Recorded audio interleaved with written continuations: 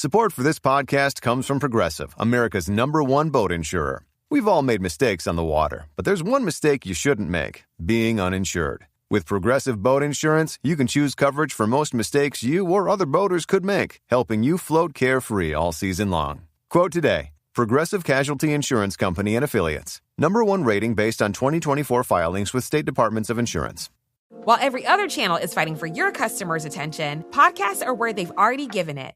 No one accidentally listens to a podcast for 45 minutes. They choose to be here. They trust the voice in their ears, and when that voice talks about your brand, it doesn't sound like advertising. It sounds like a recommendation from a friend. Acast gives you that trust at scale. Digital precision, host-read authenticity, and performance data that proves it worked. Don't fight for attention. Buy it with Acast. Learn more by visiting acast.com/advertise.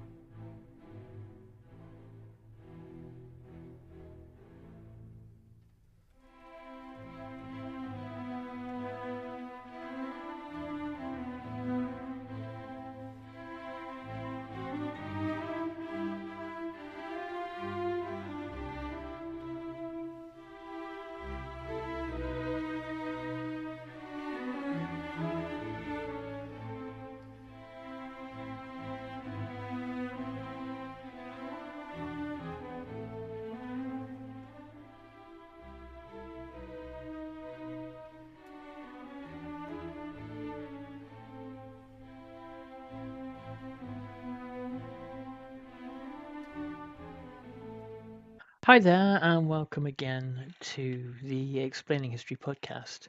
We're going to dive into looking at the reformist era in Russia after 1861 today. And there's a very sort of interesting, if niche, part of that I wanted to explore. The disaster of the Crimean War, where Russia, that had kind of been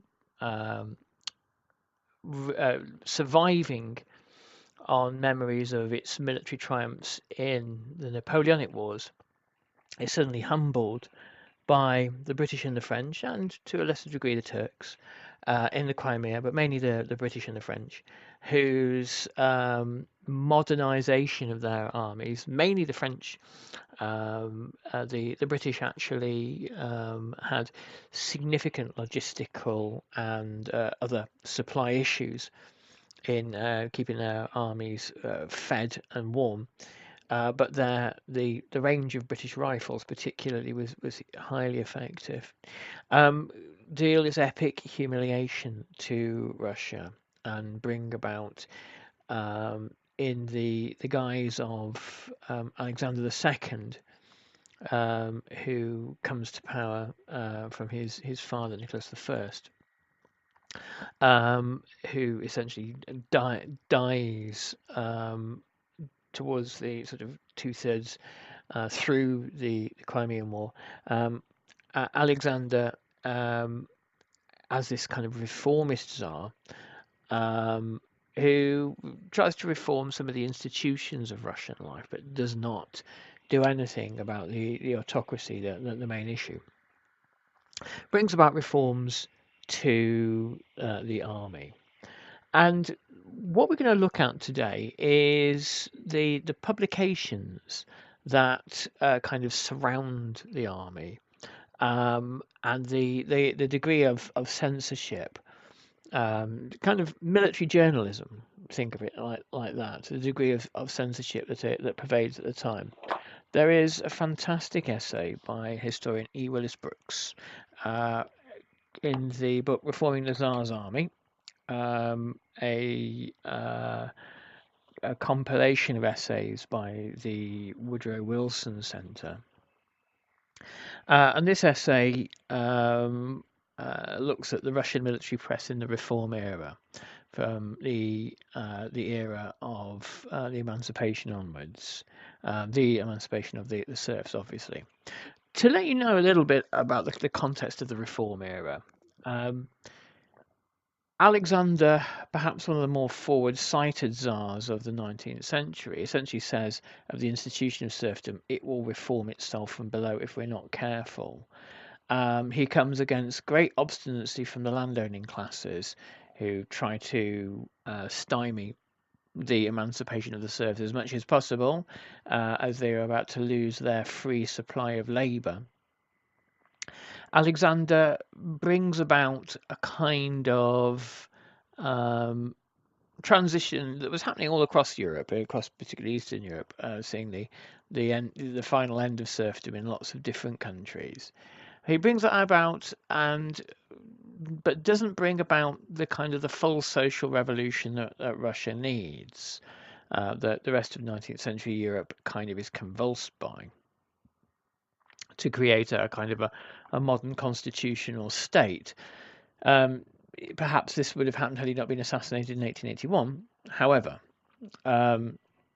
Alexander instead brings about some reform to the institutions of state, and then kind of backtracks and allows repression to creep back in when those reforms bring about undesirable, as far as he's concerned, consequences. But at no point is the power of the autocracy or the prerogative rights of the autocracy questioned.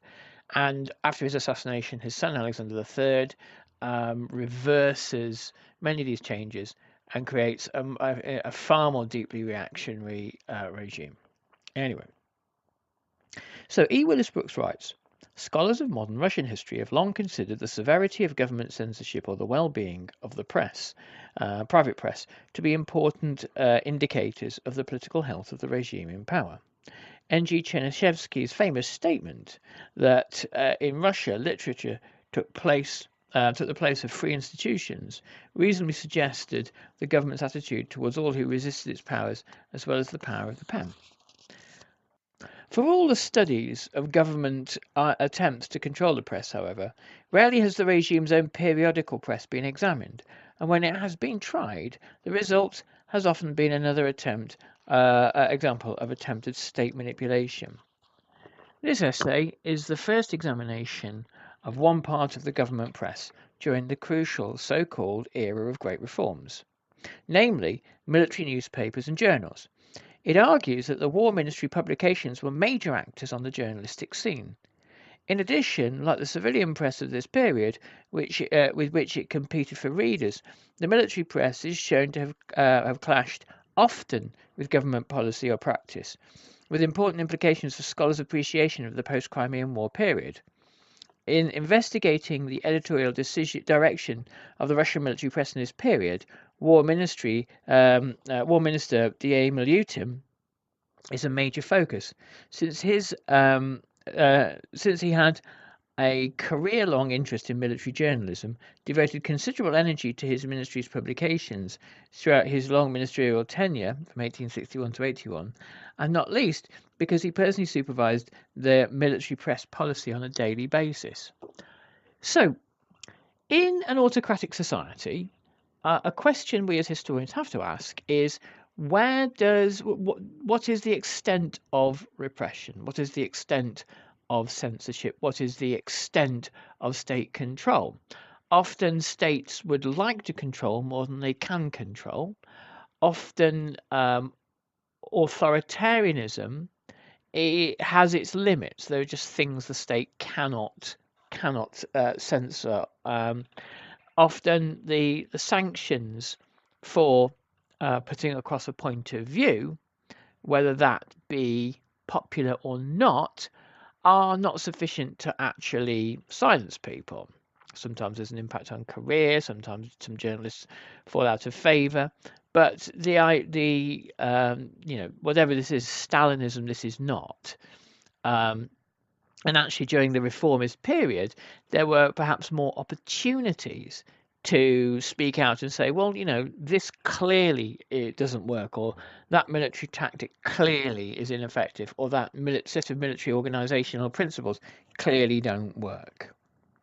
This essay examines Milyutin's use of Ruski Invalid, the Russian veteran, its two offshoots, Sovremennoy Slovo, the contemporary word, correspondence Rus, Voyny Zbornik, which is military review, and Orezheny Zbornik, small arms review, and Pedagogishty Zbornik, pedagogical review, all of which might be expected to be loyal instruments in a closely censored society. Many questions about the nature, role, and influence of these and other war ministry publications have been virtually ignored.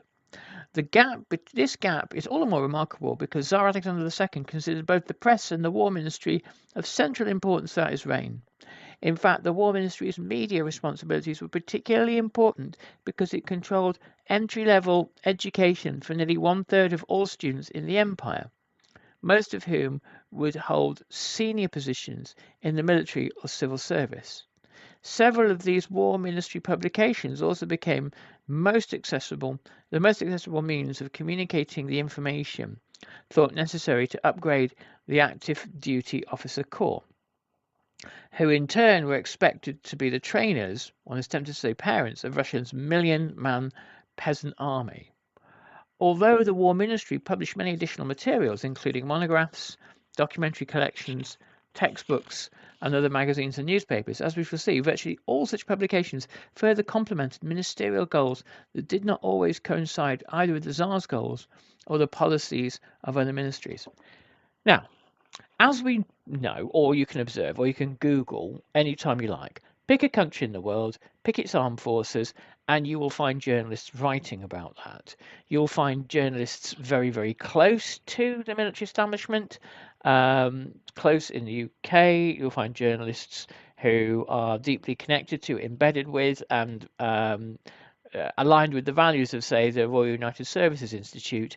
You will find in America journalists who follow the what is now the Department of War and the Pentagon and other related branches of US military power, and often these guys are kind of part journalist, part propagandist. They will often cast a skeptical eye over certain policies and proposals and suggesting why this or that missile is not the right thing for the government to purchase. But often they're broadly aligned with what you won't find them on anti-war marches, put it that way. Now, that's one kind of military journalism, but this is something much more embedded than that. So this kind of military journalism seems to have had this instructional and pedagogical role. It's how ideas are communicated in terms of new strategies, training, tactics throughout the military, top down. It's how the ideas are communicated from the officer corps or the officer class to conscripts. So there's a remarkable crossover between journalism, the kind of curating of facts to disseminate those to a public, to inform the public and to empower them, in theory, what journalism is meant to do, and being able to kind of communicate ideas internally within the army in order to make it function in certain ways. And obviously, again, this is even during reformist times, there's still a kind of the Russian state is incredibly powerful, it's incredibly dominant, and it's incredibly suspicious of dissenting voices. So there is always an ongoing censorship. Okay, so a brief background. In the wake of the Crimean War, important changes occurred in many spheres of Russian government and society, including journalism and the military. Enlivening and bolder literature challenged the strict censorship that Nicholas I had introduced after the Decembrist uprising and substantively tightened in the years after 1848, earning for the latter period the sobriquet of Epoch of Censorial Terror. This burst of what has also been called accusatory openness owed much to the competition to attract readers.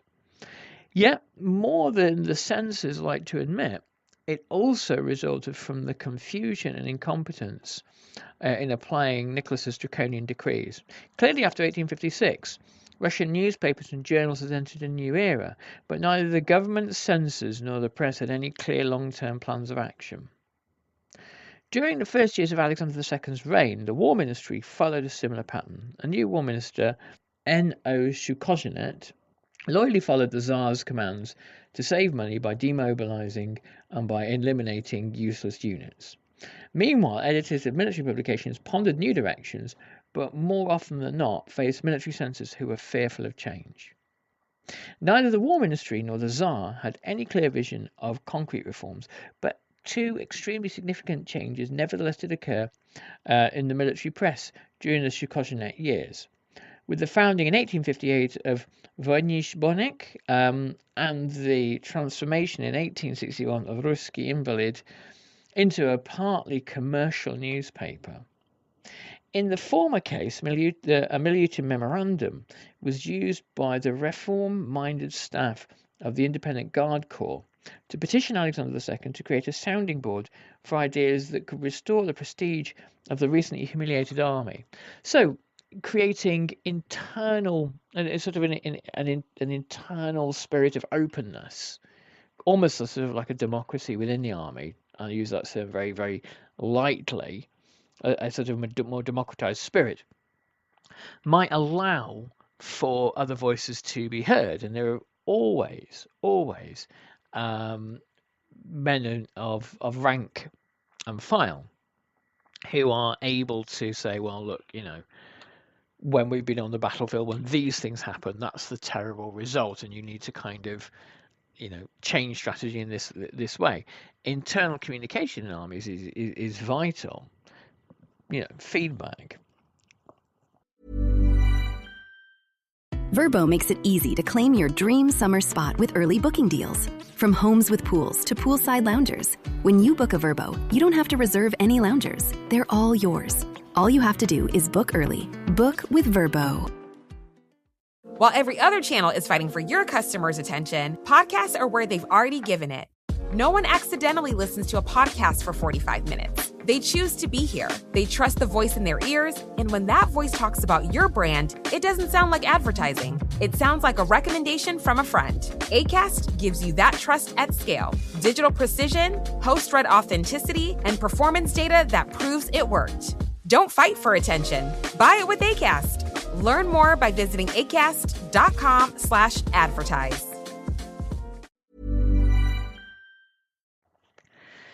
The need for such changes was clear. Voynich Journal, for example, had been the Army's main scholarly periodical since its founding in 1827. But by the end of Nicholas I's reign, its readership had fallen from 2,000 subscribers in the 1830s to 500. The clearest evidence of its failure and the existence of readers interested in military affairs is that when it ceased publication in its 1859 successor, Voynich Bornik, attracted more than 5,000 subscribers in fewer than 6 months. Why? Well, I guess because it was probably saying new and interesting things. Ruski Invalid, the military's daily newspaper, which had been popular after its founding in 1813 to report on the Napoleonic War, enjoyed a resurgence during the Crimean War, but then fared so badly that Alexander II had to rescue it by authorizing expanded coverage beyond military affairs to include political, literary, and scholarly subjects, and by having it published on a commercial basis. A competition was held in 1861 to choose a new editor, and as acting War Minister, Colonel N.G. Pisarevsky was selected to publish Ruski Invalid. It fell to Milyutin to work out the details of this extraordinary arrangement by which a government publication was to be run as a capitalist enterprise. The agreement Milyutin made with Pisarevsky offers exceptional insight into his views about the role of journalism in Russia, about censorship, about his goals for the military press on the eve of his appointment as war minister. At first glance, Pisarevsky might have seemed the ideal editor. He was an 1845 graduate of the War Academy, where Milyutin first met him. Subsequently, he served on the general staff and had gained combat experience with Russian forces that put down the Hungarian uprising in 1849. Milyutin's most obvious difficulty was that Pisarevsky had absolutely no journalistic experience, but his most sensitive problem was it fell to him to define the War Ministry's press goals for a publication that was slipping from official control at a time when he was not yet minister. You can see how Milyutin would have felt uncomfortable about all of this. There are lots of moving parts there, lots of things that can go wrong, lots of moments where Pisarevsky can potentially say something really unfortunate, and there's no way of officially controlling him. And for a minister in an authoritarian, autocratic state that is based on censorship, firstly, relaxation of censorship is something that can be deeply troubling, and secondly, creating an organ of state and sort of farming it, sort of hiving it off as some more independent, for-profit publication that has that will, as a result of being a for-profit publication, seek out readers and seek out new audiences. This could be trouble. Brooks continues. Milyutin had another reason to spell out carefully the ministry's new arrangement with Ruski Invalid. When he'd known Pisarevsky earlier, both had been strongly attracted to utopian socialist ideas. In short, Pisarevsky was a skeleton in Milyutin's closet. All the more awkward because the new editor was still a socialist and remained in touch with the Russian autocracy's most nettlesome radicals, Chernyshevsky and Alexander Herzen. What utopian dreams these two had shared in the late 1840s had long since been set aside by Milyutin, faced with developing concrete reform proposals. However, they remain fundamental to Pisarevsky's agenda and could become a real threat if Pisarevsky acted as rashly as Chernyshevsky had a few years earlier as editor of Vorenny Sbornik. Milyutin's interests, then, were to make sure that the paper was competently run and that the content would support the new government and his ministry. Nevertheless, given that Milyutin was not yet a war minister and that his agenda for reform certainly was not Shuzakanet's and was not clearly Alexander's, there was considerable danger. You've never been one to settle. Stand down or stand still. You're a lifelong learner, energized by excellence. There's a fire inside you can't ignore. You've got competition to outrun, momentum to build on, and your own high standards to meet. Stop now? Not a chance. At Capella University, we help you catch what you're chasing because you've always had the drive. Now, go earn the degree. Capella University. What can't you do? Visit capella.edu to learn more. Here's a tip for you. There's a podcast out there with fans waiting to be your next customer. They tune in every week, they trust the host, and that host wants to talk about brands like yours in their own words to their audience. The problem is, you just haven't been introduced yet. We're Acast, where that introduction happens. As the world's largest podcast marketplace, we let you browse shows, see who's listening, and book host-read sponsorships or run your own ads all from one platform. Transparent pricing, real-time data, complete control. Start advertising on podcasts by visiting acast.com/advertise. Danger involved in defining either at this time. Milyutin's commitment to Ruski Invalid and his wariness about Pisarevsky's political agenda became clear in a 32-page letter Pisarevsky sent Milyutin soon after he assumed the editorship as a kind of memorandum of understanding. Milyutin had requested the statement from Pisarevsky after Minister of Foreign Affairs Gorchakov complained several times about Pisarevsky's running of the newspaper. The letter makes clear that Milyutin and Pisarevsky had met more than once and that Milyutin was fearful that Pisarevsky already was using the paper to advance his own ideological agenda. There is much in the memorandum to justify such fears, but aside from any editor's predictable pleas for independence and defense against Count Gorchakov's recent attacks, Pisarevsky outlined goals that, when approved by Milyutin, reveal a great deal about the latter's own quite similar press goals. Indeed, Pisarevsky included lengthy quotations of statements Milyutin had made during their meetings about the evils of contemporary Russian journalism. He actually quoted Milyutin as saying, "All reforms may be beneficial only when they are accomplished gradually, without any interruptions and interference, and when the state, filled with good intentions, can find in the people elements that are adequately prepared for the initiation of new beginnings of state life." So this is a very particular form of state-led reform. What we want to do is make things better, gradually, over time, at a pace that state and society can handle, and we don't want journalists causing trouble, derailing things, telling the public things they don't need to know about, because we, the state, are all knowledgeable, we're all powerful, and we don't really trust the general public to grasp the complexities of military reform, of educational reform, of serfdom, for example, abolition of serfdom. And that this is a kind of the way authoritarian reform from above tends to work. If the people would just sort of stay out of it, or they were forcibly made to stay out of it, then so much the better. Speaking in your words, Pisarevsky quoted Milyutin again, the irrational situation of our journalism consists primarily in the fact that our periodical publications, instead of openly, honestly agreeing with the state, espouse some kind of mortal opposition to it, and are preoccupied with ways of getting around censorial decrees. In a word, all journalistic efforts are focused on a hollow struggle against the censor, a battle from which neither society nor government can benefit.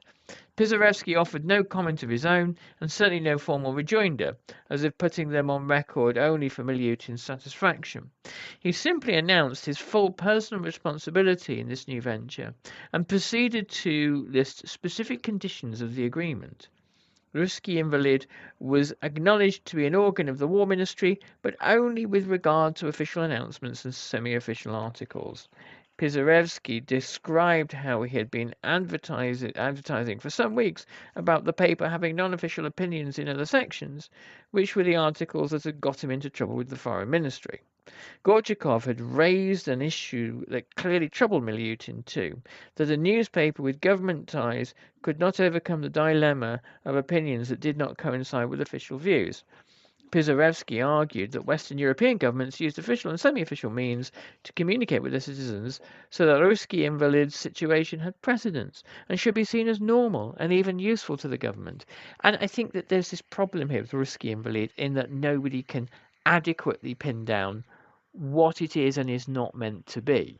It is a kind of chimera, and that's because it's been one thing. It's been an organ of the state previously, and now it has an element of semi-autonomy that the people like Gorchakov and Milyutin find uncomfortable, and that Pisarevsky says no, this is important, and this is part of the reform process. And this is a useful way of communicating with the population. And of course, the Tsar's ministers can't see it like that, and this is kind of alien to them. Other conditions included the newspaper's tone and form. This was where Pisarevsky's editorial independence had most antagonized the Minister of Foreign Affairs, who accused him of illegal ideas, thoughts that cannot be presented. Pisarevsky's response was to assert vaguely, "We will draw attention to facts that will be interesting to Russian readers, but in foreign and in internal questions, we intend to support lawfulness," i.e., the view of the state. He continued, "We constantly shall give our special attention to reverence for lawfulness, because we consider it one of the capital weaknesses of our society. Respect for lawfulness, unfortunately, has not penetrated our Russian society." In addition, he boldly announced his intention to acquaint readers with all contemporary political questions, because without awareness of them, there is no possibility to understand events properly and to work out the correct political understanding of things of which we so need. So I'll just pause there, and we'll resume that whole kind of exploration in a second episode. But what Pisarevsky is doing, he's talking about lawfulness, and he's talking about exploration. He's talking about how there are certain things that we should all just agree on, that the population at large should agree on and should support the state on. And this lack of respect for lawfulness means essentially dissent, that there are still people within the population who don't kind of offer their unconditional support, and this is a problem. The other thing that he's talking there as well about is kind of public political education, that there are things the public need to know if they're able to understand and accept and navigate and even benefit from the reform period. So the reason why this really niche little kind of microscopic look at Russian military journals and newspapers in the 1860s is so important is because it shines a light on the entire reform period and the tensions and the contradictions within there, that you have people like Pisarevsky and Milyutin trying to navigate. And it is these tensions that eventually get the better of Alexander, who pulls the plug on reform eventually, and then his son, Alexander III, who embraces, he was already a reactionary anyway, but embraces it, doubles down on it when his father is assassinated.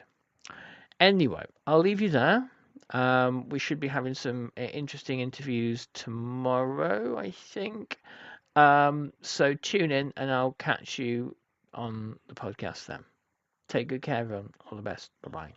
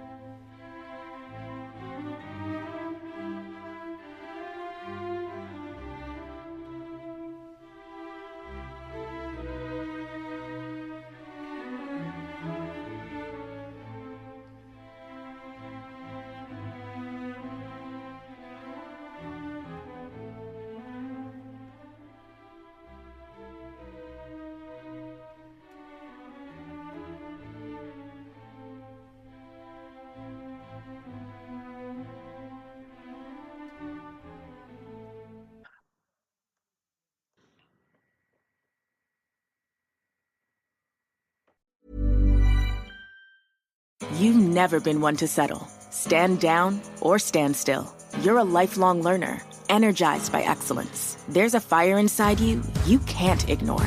You've got competition to outrun, momentum to build on, and your own high standards to meet. Stop now? Not a chance. At Capella University, we help you catch what you're chasing because you've always had the drive. Now, go earn the degree.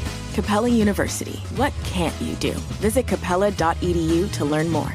Quick question. When was the last time a display ad changed your mind? Now think about the last time a friend told you about something they loved. Different feeling, right? That's how podcast advertising works.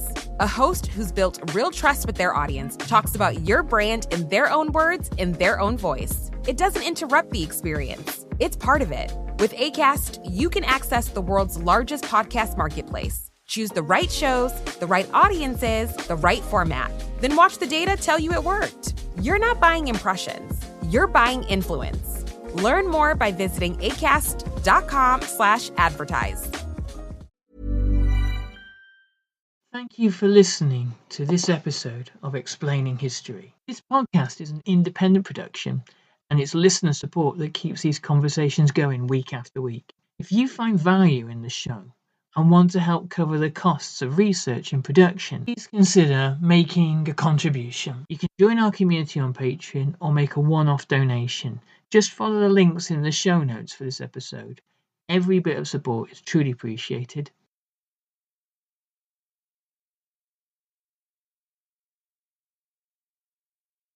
Thanks again for listening.